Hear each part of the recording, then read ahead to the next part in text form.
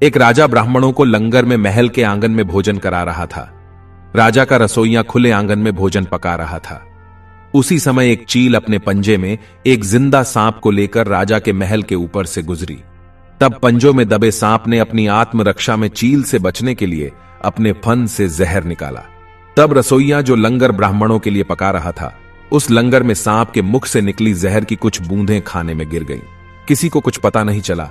फलस्वरूप वह ब्राह्मण जो भोजन करने आए थे, उन सबकी जहरीला खाना खाते ही मौत हो गई। अब जब राजा को सारे ब्राह्मणों की मृत्यु का पता चला तो ब्रह्म हत्या होने से उसे बहुत दुख हुआ। ऐसे में अब ऊपर बैठे यमराज के लिए भी यह फैसला लेना मुश्किल हो गया कि इस पाप कर्म का फल किसके खाते में जाएगा।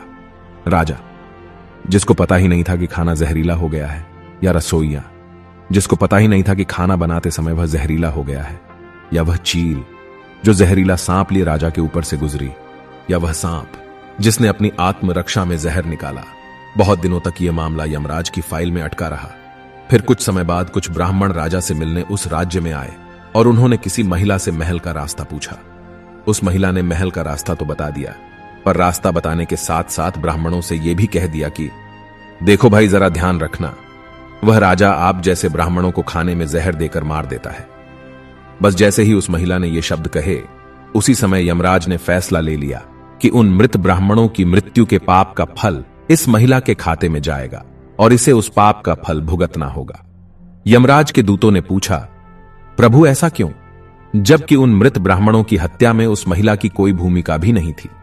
तब यमराज ने कहा कि भाई देखो, जब कोई व्यक्ति पाप करता है तब उसे बड़ा आनंद मिलता है, पर उन मृत ब्राह्मणों की हत्या से ना तो राजा को आनंद मिला, ना ही उस रसोइया को आनंद मिला, ना ही उस सांप को आनंद मिला, और ना ही उस चील को आनंद मिला, पर उस पाप कर्म की घटना का बुराई करने के भाव से बखान कर उस महिला को जरूर आनंद मिला।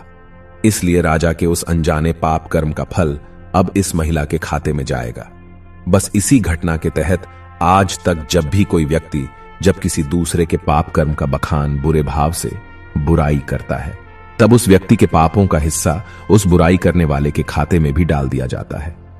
अक्सर हम जीवन में सोचते हैं कि हमने जीवन में ऐसा कोई पाप नहीं किया, फिर भी हमारे जीवन में इतना कष्ट क्यों आया। यह कष्ट और कहीं से नहीं, बल्कि लोगों की बुराई करने के कारण उनके पाप कर्मों से आया होता है, जो बुराई करते ही हमारे खाते में ट्रांसफर हो जाता है। इसलिए आज से ही संकल्प कर ले कि किसी के भी और किसी भी पाप कर्म का बखान बुरे भाव से कभी नहीं करना, यानी किसी की भी बुराई या चुगली कभी नहीं करनी है।